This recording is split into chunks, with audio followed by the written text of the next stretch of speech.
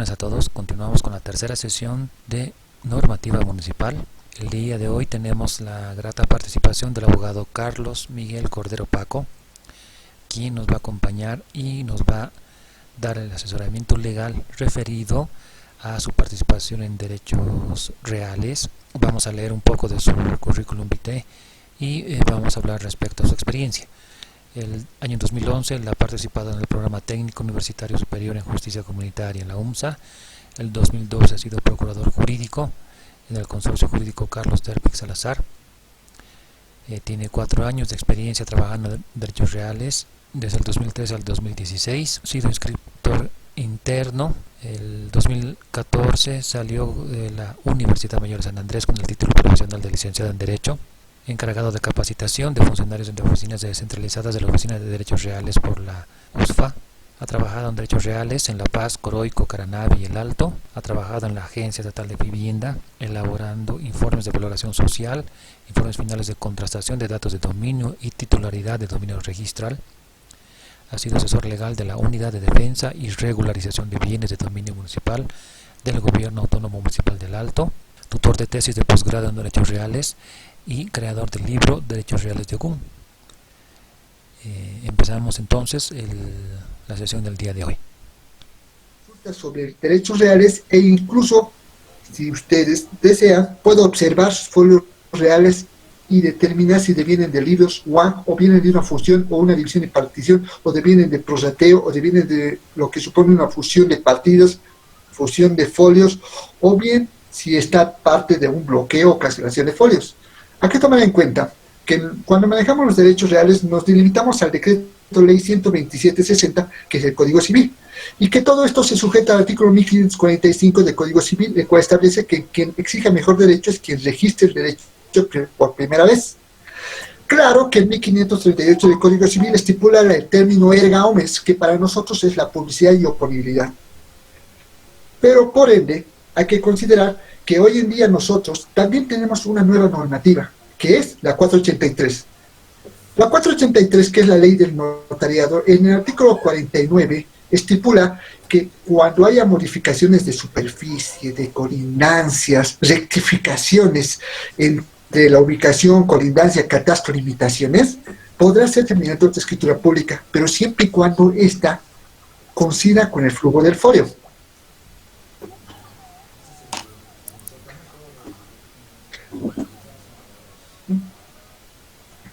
Cuando nos referimos a requisitos de derechos reales, en la mayoría de los requisitos de derechos reales se tiene que acreditar lo que establece el artículo 8 del Decreto Supremo 27957, que establece acreditar interés legal, como también el artículo número 23 del Decreto Supremo 2757, cual estipula principio de rogación, que es a petición de la parte interesada, la misma que se materializa también en la ley 483, que es la ley del notariado. Los temas más prácticos y los temas que más se mueven en los derechos reales serían la compra-venta, la declaratoria de herederos, la división y partición de lotes y propiedades horizontales.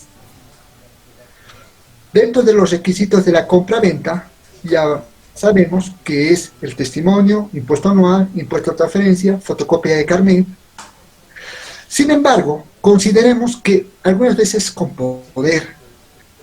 Respecto a las declaratorias de herederos, entre los requisitos tenemos el testimonio de declaratorias de herederos, impuesto anual, formulario 206, formulario 01 de la gobernación y fotocopia de carnet. El siguiente servicio que les muestro es la división y partición. Tenemos divisiones y particiones de urbanizaciones y tenemos divisiones y particiones de condominios. Entre los requisitos está el testimonio de división y partición, informe de aprobación de fraccionamiento, resolución de aprobación de fraccionamiento, plano individual de cada uno de los lotes a fraccionar, impuesto anual. La única diferencia entre urbanización y condominio es que dentro de la urbanización hay una superficie que se cede a la alcaldía. Y respecto a este tipo de documentos, tanto en la urbanización y en el condominio, se deja matrícula madre, que establece el artículo 18 del Decreto Supremo 27957. Cuando hagamos una división y partición, la matrícula madre quedará no vigente para dar paso a las matrículas hijas. Agradecería mucho que las personas participantes dentro de este quórum o este conversatorio me dieran las preguntas pertinentes a cada uno de sus casos, que gustosamente les voy a responder. Hay una pregunta. Muy buenas noches. Mi pregunta es, ¿cuáles son los requisitos para realizar el registro en derechos reales de una vivienda? Bien, les reitero. Testimonio, impuesto anual, impuesto a la transferencia, fotocopia de carnet de las partes y certificado catastral. Buenas noches. Quisiera hacer una consulta, por favor. Mi consulta es, ¿cuál es la relación entre derechos reales y catastro municipal para que sea, digamos, cito el certificado catastral en el caso de una vivienda unifamiliar o en el caso de la propiedad horizontal? Hace años, creo que unos 3 años, derechos reales no pedía el certificado catastral. Ahora sí lo hace, y mucho no que lo hace ahora cuando se inscribe una división y partición de un lote. Inclusive piden el plano de división y partición también. Entonces la pregunta, aparte de ¿qué pasa cuando hay una diferencia de superficie entre el testimonio o folio real registrado en derechos reales y una superficie real que se ha verificado en tratamiento topográfico, por ejemplo? Si hay una diferencia, si hay un margen de tolerancia, cuántos metros es el margen de tolerancia, o cómo podemos rectificar ese cambio de superficie en derechos reales. Esa sería mi consulta. Muy bien. Respecto a su consulta, el primer tema que me planteó era la relación entre derechos reales y la alcaldía.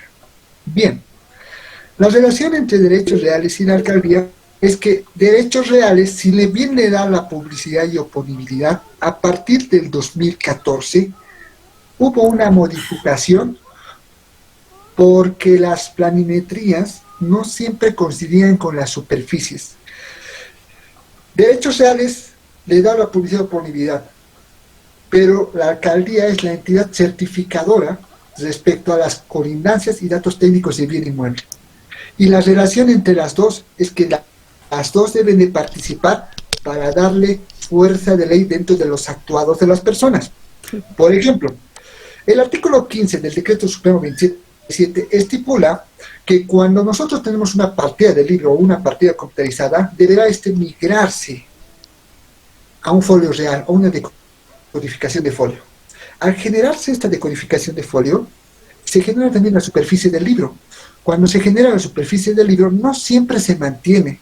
Te da los datos de aquellos tiempos del libro, de aquellos tiempos de la partida computarizada, creando un conflicto respecto a la superficie real que tiene en sí el bien. Por ello, es necesario que la alcaldía, como ente regulador, avale, certifique, informe sobre el mismo, para que usted tenga la seguridad jurídica de la superficie útil que tiene dentro de su bien inmueble. El segundo punto al cual usted haría respecto a las superficies, si bien dentro de las planimetrías sujetas a la ley 178 delimita la jurisdicción entre La Paz y el Alto, como también se sujeta al catastro y también a la ley 2341, necesariamente existe un margen. Entiéndase la ley 47, que comúnmente la mayoría de ustedes, los arquitectos, la conocen, que es la ley que regula lo que supone las declaraciones y complementaciones de superficie. Se reduce y se aumenta, se rectifican nombres y en algunos casos se compuso códigos alfanuméricos, y el otro fin es la regulación del derecho propietario. Bien, el margen de tolerancia según la resolución de la CEGIF de la ley 247 es de la superficie del 10%. Tenemos 200 metros cuadrados. De los 200 metros cuadrados puede ser que se haya aumentado, digamos, unos 20 metros cuadrados, 30 metros cuadrados. Cuando sacamos el certificado catastral, dentro de la leyenda inferior del certificado catastral, podemos encontrar que existe un margen de tolerancia conforme establece la ley 247, antes de que nosotros, cuando manejamos los documentos y las superficies, ya hacemos la sumatoria del 10%, y de acuerdo a eso ya sabemos si vamos a entrar a la ley 247, o bien vamos a tener que hacer una prescripción adquisitiva, tal cual establece el artículo 134 del Código Civil, lo que se llama hoy en día usucapión o prescripción adquisitiva. ¿Me explico? Sí.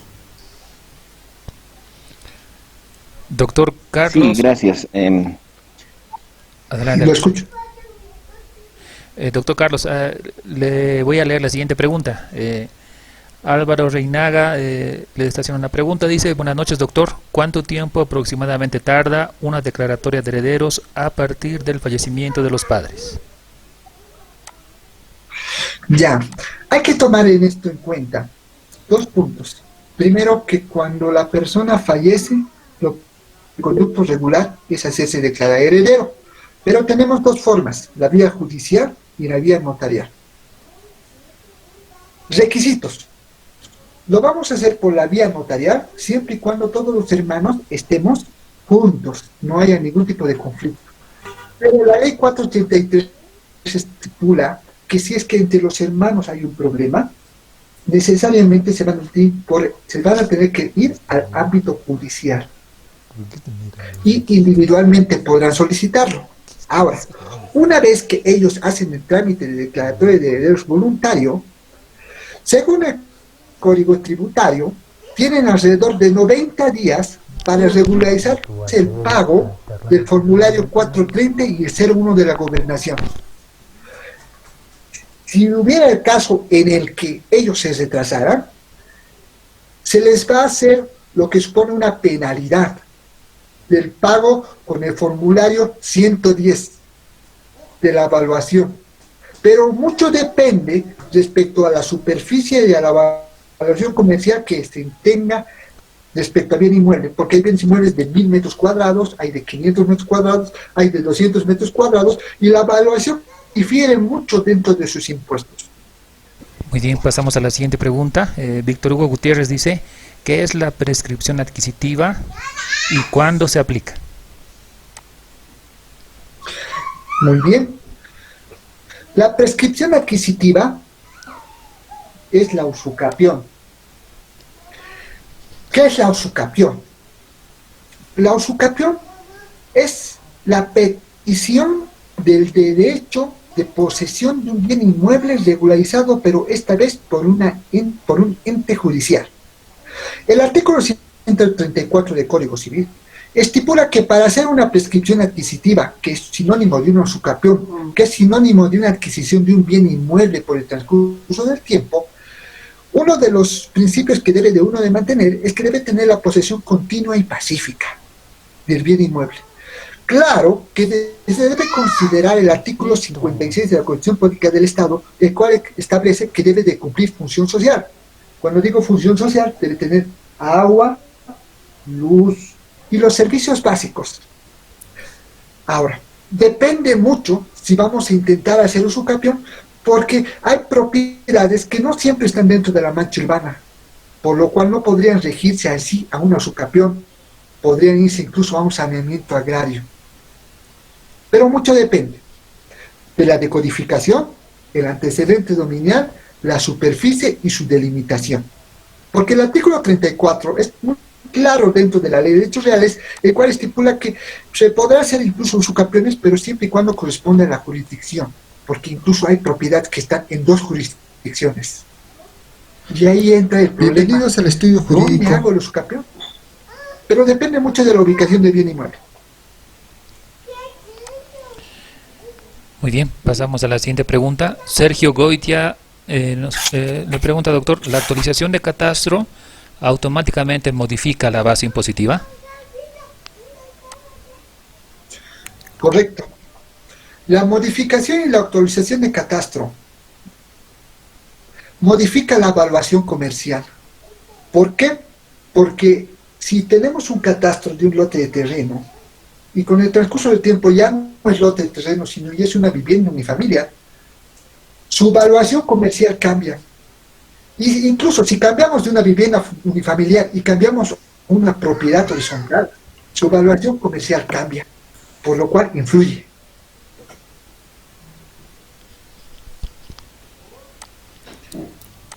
Muy bien, pasamos a la siguiente pregunta. Javier Aliaga dice, ¿qué pasa si la declaratoria, dice, ¿qué pasa si no la declaratoria con la muerte de la esposa? Bueno, hay que reformular la pregunta, ¿qué pasa con la declaratoria en el caso de que hubiera muerte de la esposa? Adelante, por favor. El artículo 1000 del Código Civil estipula que a la muerte del causante los supértites salen a la evicción y saneamiento. ¿Entienden? Significa que, digamos, la mujer estaba en hipótesis declarándose heredera de quien en vida fue su esposo, pero lamentablemente por este tiempo de COVID murió también ella. Entonces ya la declaratoria de herederos queda de la señora obsoleta, porque ya no es supérstite, ya cambia de figura a causante. Y ahora los herederos serán los que podrán registrar su declaratoria de herederos en sí.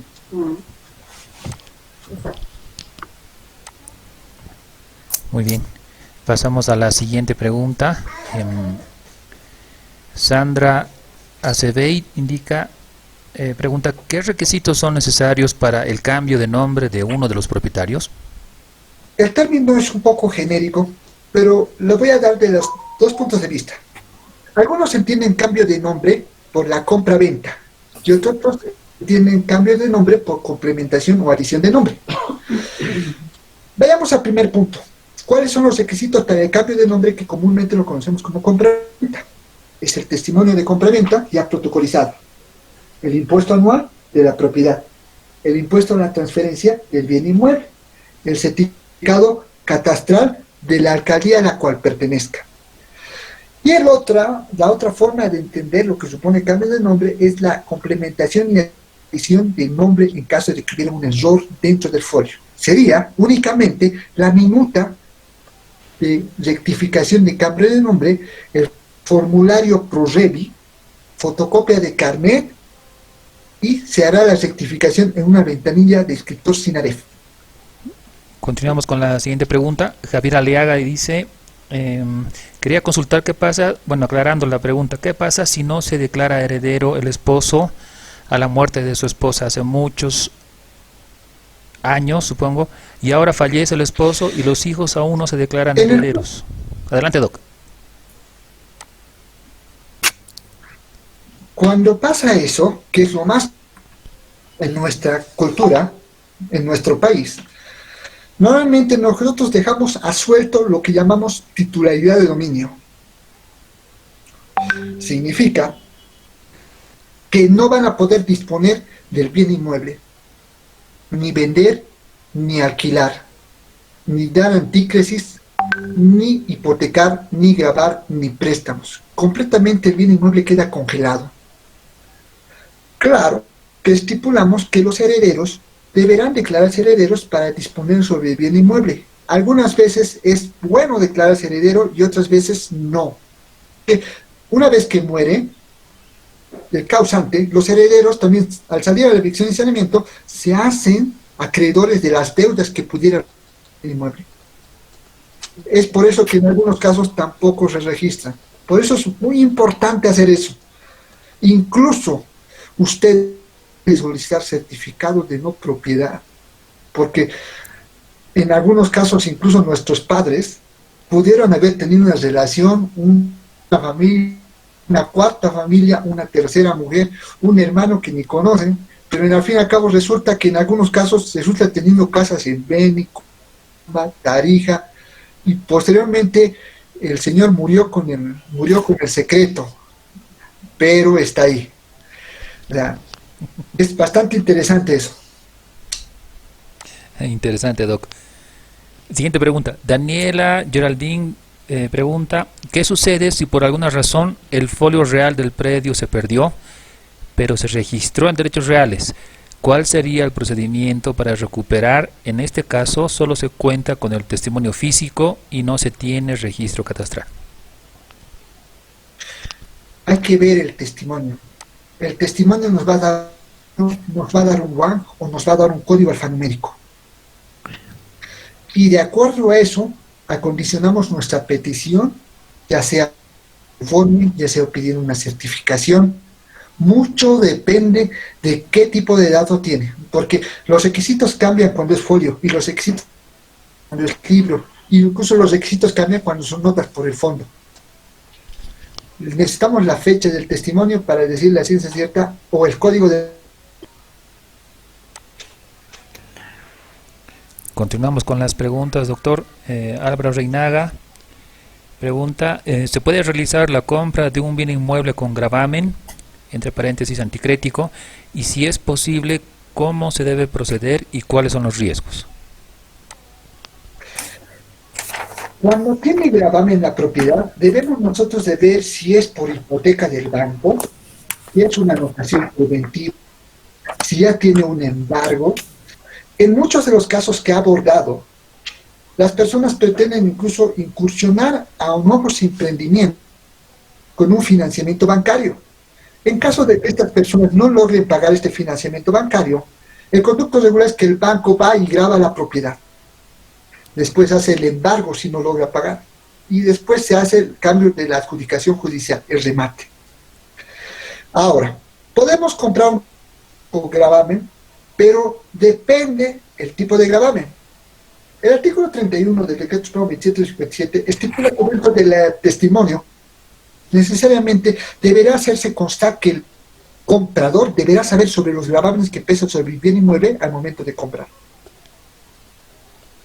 De destacar que eso también influye mucho también para los trámites pendientes que pudiera tener el bien inmueble, porque el artículo 24 estipula si tiene gravámenes y tiene trámites pendientes, no van a tampoco poder comprar ni registrar. Son casos que los he bordado.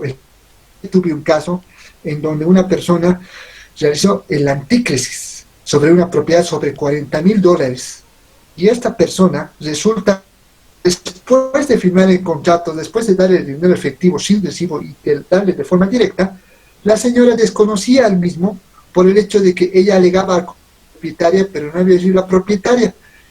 Ella alega que existe un testaferro. En sí, la titularidad de dominio ha sido afectada y se convertiría en sí la persona que dio los $40,000 ya lleva 9 años sin poder cobrar. Nos vamos ahora a proceso por el caso de que la señora nunca se percataron o nunca sacaron una información rápida o nunca sacaron un folio real actualizado y nunca han visto tipo de gravamen y la casa ya había tenido embargo. Entonces, tema bastante delicado, pero sí hay casos que se presentan así. Pasamos a la siguiente pregunta.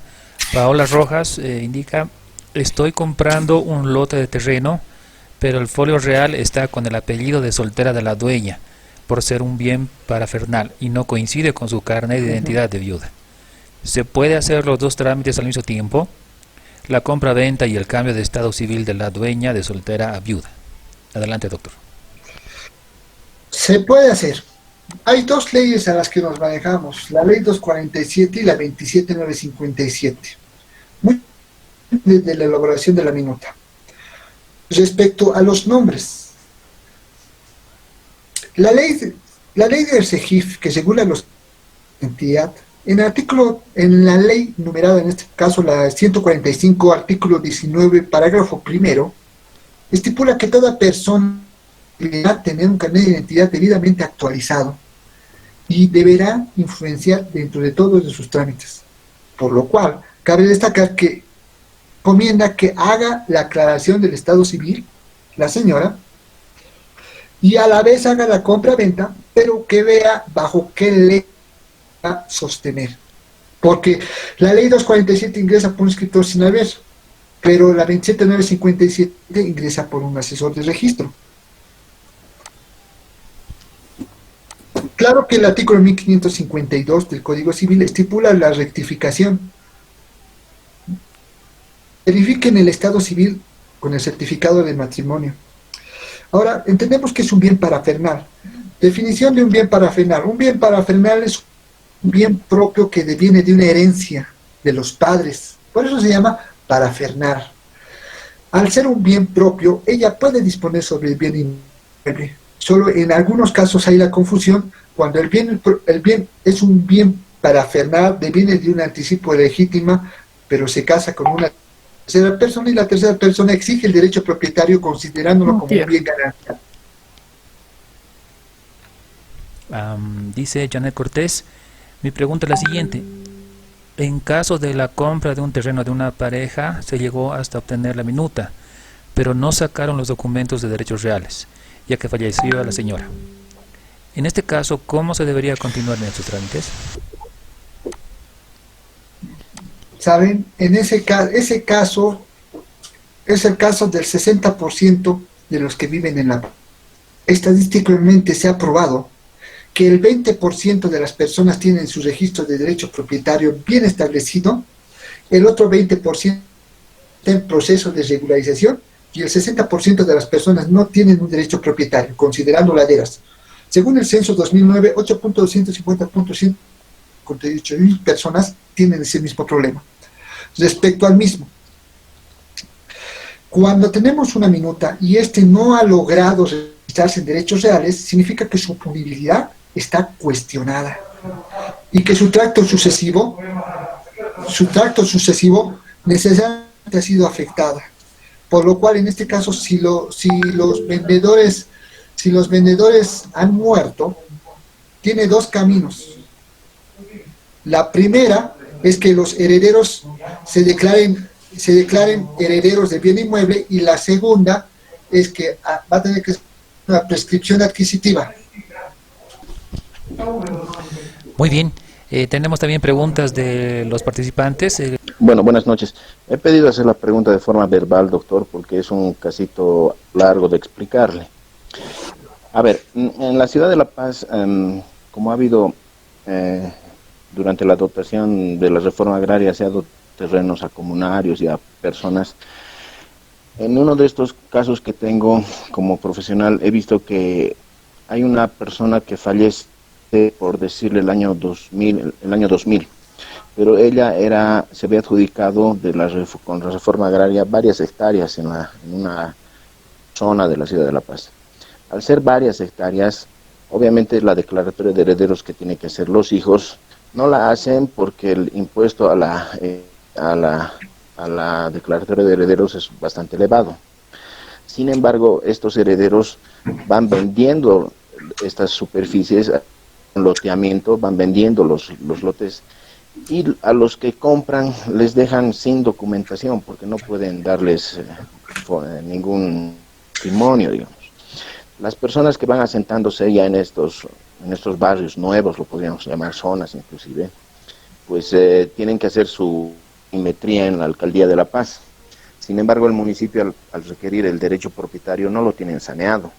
Ellos saben de quién deviene el bien, pero nunca se ha hecho la declaratoria de herederos, no se ha pagado el impuesto, por lo tanto no hay la sucesión hereditaria y los nuevos herederos no pueden otorgarles de venta y los testimonios que corresponden. En este caso, los dirigentes de las zonas y todas las personas básicamente tienen dos caminos que lo hacen, o hacen la 247 de desregulación de derecho propietario o hacen el usucapión. Sin embargo, en el municipio, como ley, se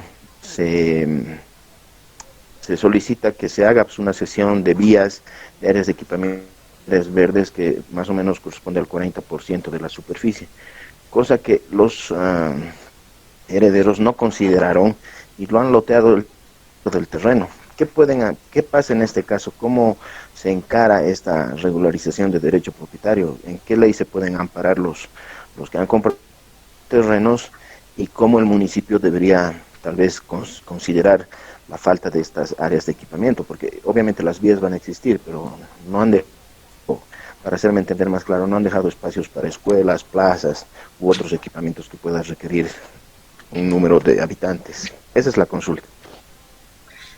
Muy bien. Respecto al mismo, estamos haciendo un proyecto recientemente muy parecido al suyo. En el caso, vamos a utilizar la técnica de fraccionamiento. En diferentes instituciones, incluso que manejan divisiones y particiones de grandes organizaciones, lo primero que ustedes tienen que hacer es un relevamiento social. Implica una investigación in situ del bien inmueble y hacer una valoración, un informe social, técnico y jurídico. Posteriormente, la Junta de Vecinos tiene que reunir y certificar a cada uno de ellos por el presidente, que seguramente va a ser reconocida mediante actas. La resolución 235 es la que le reconoce la personería. Y conforme establece la ley de procedimiento administrativo, la 2341, artículo 41, estipula mediante una unidad de acceso la designación de áreas verdes y áreas de equipamiento y regirse a la ley de procedimiento de divisiones y particiones, que es la 328. Con ello, ustedes van a lograr, primero, identificar las áreas verdes y las áreas de equipamiento. Segundo, identificar a las personas que viven realmente en ese bien inmueble. Y tercero, si van a hacer la matriculación masiva por la ley 247, que es lo que ya lo han pensado y ya lo han planificado, corroboren antecedentes dominial y su matrícula madre todavía sigue vigente y con superficie. Es simple, tienen que organizarse, contabilizar cuántas personas viven ahí. Una vez que ustedes contabilicen las personas que viven ahí, ustedes tienen que hacer una valoración y mediante actas hacer una certificación de cada una de las personas de las que viven. Claro que para ello ustedes también, como una junta vecinal, podrán solicitar incluso el estado del lote de terreno, que en este caso sería la matrícula madre, y empezar a hacer la regularización masiva. Y así estipula que nosotros nos generamos la prueba de una función del bien inmueble y empezamos a hacer ya la usucapión, la matriculación masiva. Para ello también necesito ver el código alfanumérico del folio, el cual designa si es de La Paz o del Alto, porque hay muchos folios que han tenido que hacer cambios de jurisdicción de La Paz al Alto o viceversa, habían nacido con código alfanumérico del Alto y tienen que hacer cambios de jurisdicción a La Paz. Depende mucho del estado y también hay que ver el derecho de copropiedad, porque en algunos casos, cuando son varios herederos, 5, 6, 7, es un derecho de copropiedad compartida. Los herederos deberían registrarse, no lo pueden hacer. Entonces ustedes tienen la posesión continua y pacífica, y para cumplir la condición de la posesión continua y pacífica deben de ustedes ya sus 5 años prescritos. Claro que previamente nos encargaríamos de llegar a una previa conciliación con los herederos. Ahora, dos caminos: o los herederos se hacen declarar herederos y hacen la división y partición, y tal cual ustedes establecido sus áreas de superficies útiles fraccionan el bien inmueble, o bien ustedes lo fraccionan, pero ya no necesitarían a los herederos, ellos tendrían que darse al respecto. Y eso se debe llevar seguramente mediante un documento o una acta. Muy bien, doctor. Continuamos con las preguntas en el chat. María René Vega pregunta, dice: para cualquier tipo de trámite, ¿cuánto tiempo se considera folio actualizado? Es decir, por ejemplo, para la aprobación de un plano como requisito, folio real actualizado, el registro del folio, ¿cuánto tiempo se considera actualizado? Bueno, existe lo que suponen manuales incluso y instructivas internas de derecho, donde estipula que son los 20 días hábiles. Es el registro común de un bien inmueble, pero hay que tomar en cuenta que incluso registrar por la cantidad de población puede tener una mora. Se toman varios factores y se toma incluso por qué ventanilla lo ingresas, pero comúnmente tarda 20 días hábiles. Depende de qué tipo de registro haces, porque hay registros que podemos por el inscriptor Sinaref que nos van a tardar una semana, y hay registros que van a tardar al menos 20 días hábiles de registro, como por ejemplo la propiedad horizontal, tarda 20 días hábiles, la división y partición 20 días, la urbanización 20 días hábiles, pero una compra-venta, si lo hacemos por Sinaref, tardaría incluso una semana.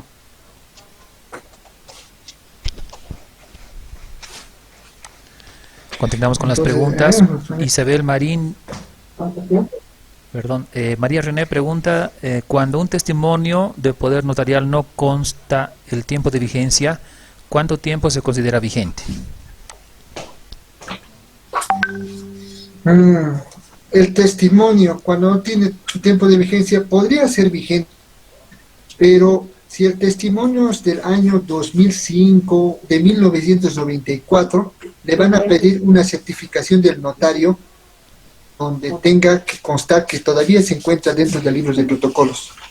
Depende, está vigente, se va a mantener vigente para su registro, pero depende del año que ha realizado. Por eso depende, por eso hay muchas observaciones respecto a los registros de testimonios.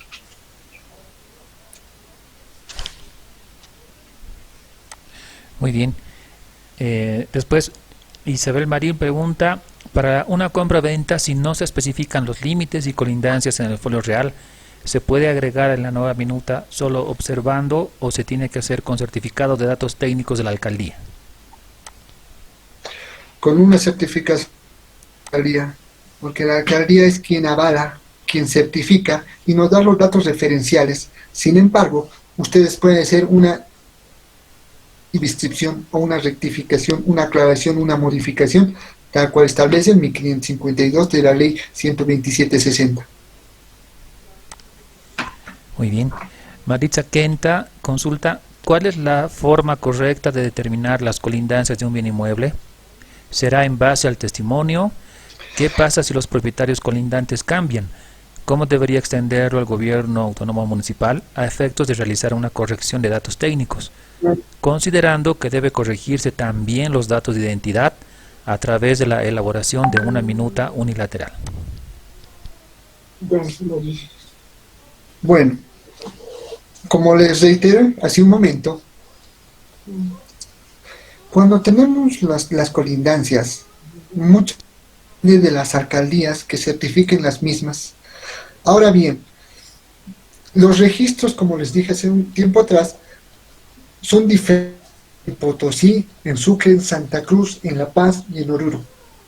¿Sabían ustedes que el certificado catastral en La Paz tiene la duración de 4 años? Y que el certificado catastral de la Ciudad del Alto tiene la vigencia de 1 año.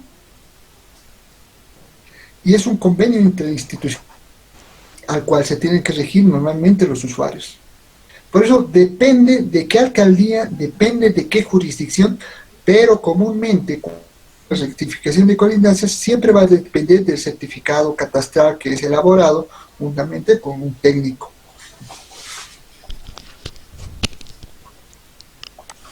Muy bien, ya leyendo las últimas preguntas, Álvaro Reinaga consulta, en el caso de que los dueños del inmueble a adquirir vivan en el extranjero, ¿estos deben dar un poder a algún familiar? ¿Dicho poder debe tener algún tipo de visado? Correcto. Muchas veces en las compras-ventas utilizo la técnica de hacer la compra-venta más la elaboración del poder para el comprador, a efecto de garantizar al comprador el registro del bien inmueble, incluso el mismo. Pero sé que en la mayoría de los casos no lo hacen. Si no lo hubiera hecho y el propietario estuviera en el exterior, tendría que ser desde consulados y remitirla aquí. Claro que en Bolivia manejamos el sistema notarial latino y en otros países manejan el sistema notarial anglosajón, por lo cual se recomienda que el técnico o que el abogado, la instructiva tal cual conforme nuestra legislación pertenezca, se la mande hecha a otro país y desde el otro país mande mediante consulado sellado y visado a este país para hacer una nueva protocolización y nueva disposición. Griselda Champi consulta, disculpe, ¿cuánto es el tiempo en el que se demora hacer el trámite de su capión en un terreno que solo cuenta con su testimonio, ya que el lugar antiguamente se encontraba congelado? El congelamiento. Miren, la ley 328 regula el fraccionamiento y congelamiento y descongelamiento de propiedades. Necesariamente pide que previamente, antes se descongele la propiedad, hacer la disposición del usucapión, uno de los requisitos.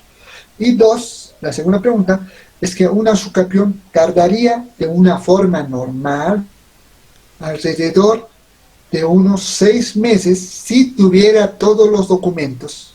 Vaya. Sin embargo, veamos el tiempo de la pandemia y todo lo que estamos pasando hoy en día, el retraso se extiende. Julián Quispe consulta, cuando se hace regularización del derecho propietario por la 247, pero el juez determina menor superficie en la sentencia, ¿qué se puede hacer para completar la superficie? Ya se tiene folio con la superficie menor y en la planimetría la superficie es mayor. Lamentablemente, eso comienza al momento del hacer el petitorio. Cuando hacemos la demanda de usucapión, dentro de la petición hacemos lo que supone la petición de adquirir 130 metros cuadrados, hipótesis. Sale la sentencia, resolución, el juez no puede actuar ultra petita. Ultra petita significa ir más allá de sus funciones, por lo cual es necesario realizar una nueva usucapión, pero esta vez rectificando la superficie.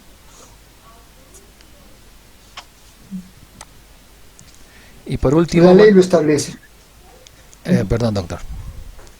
Y la última pregunta de Roark Lima dice: buenas noches, para Oruro el algoritmo inicial es el 4, de otro número es otro departamento, y hay un sector de la ciudad de Oruro que consignan una otra provincia, no cercado. ¿Esto es válido? Sí, cada departamento de Bolivia tiene una decodificación alfanumérica consignada. Por ello se entiende la jurisdicción y competencia de cada una de las oficinas. Y correctamente en Oruro, sí, el código alfanumérico, en algunos casos, incluso algunos abogados no se han dado cuenta de compraventa que el código había sido de Oruro o había sido de Santa Cruz y están haciendo la compra si fuera aquí en La Paz. Ha habido casos igual, incluso pensaban que podían registrar ese bien inmueble en este departamento, pero por la decodificación alfanumérica nosotros ya sabíamos que esto corresponde a ello. Excelente, doctor. Nos hemos quedado cortos con la participación del doctor Carlos Cordero. Voy a cerrar su participación con dos preguntas mías. La primera enfocada a la base de esta sesión del día de hoy, la coordinación entre catastro y derechos reales. La opinión que tiene usted, estimado doctor, ¿a qué nivel deberíamos tener una coordinación más precisa para evitar tener mayor dilataciones y latencias en los trámites que tiene que llevar a cabo, ¿no?, los clientes, ¿no?, los vecinos de la ciudad?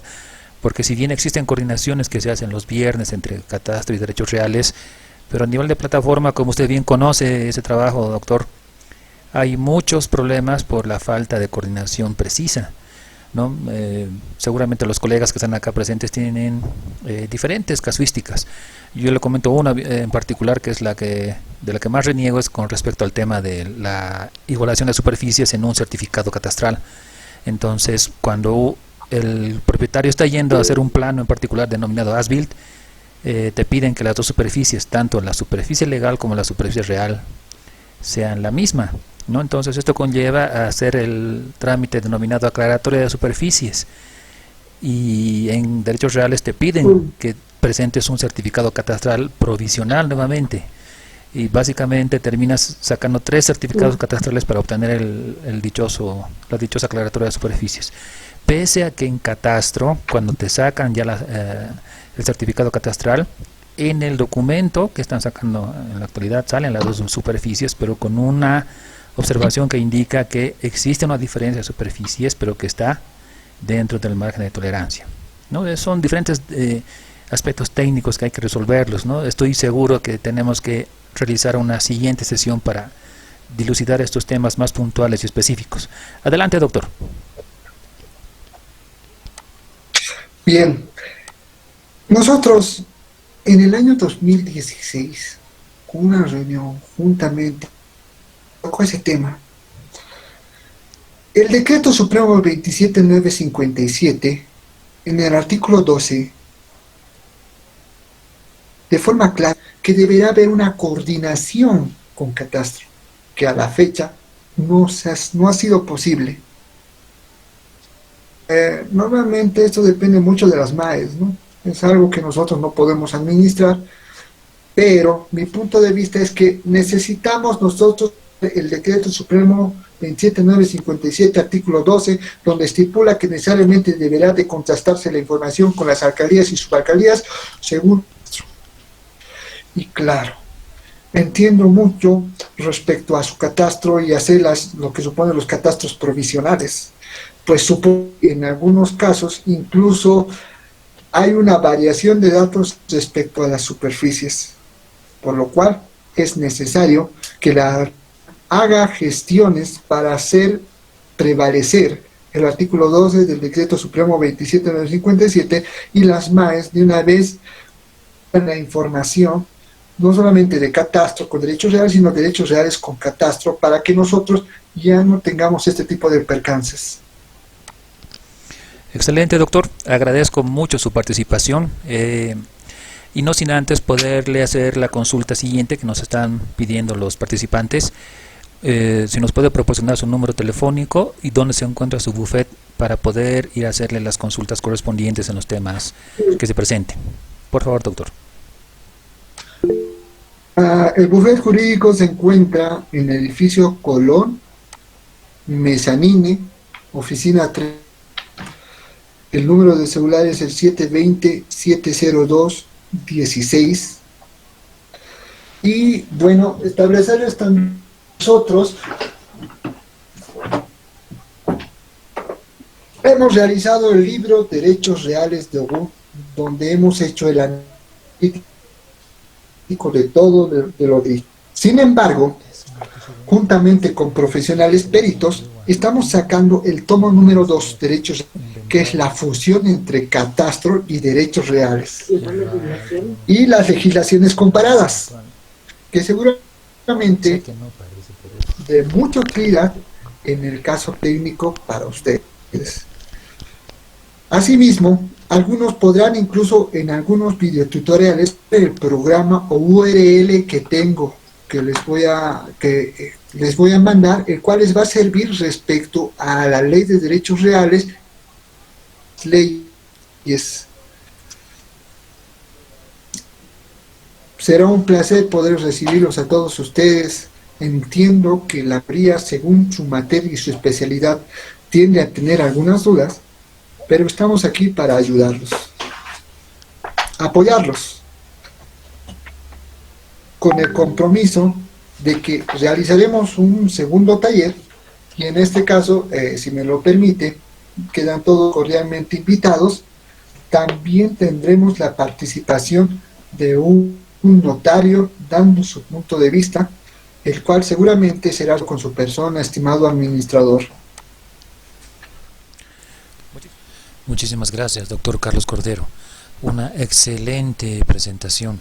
Nos ha despejado de muchas dudas respecto a la regularización del derecho propietario y comprometidos para hacer una siguiente sesión.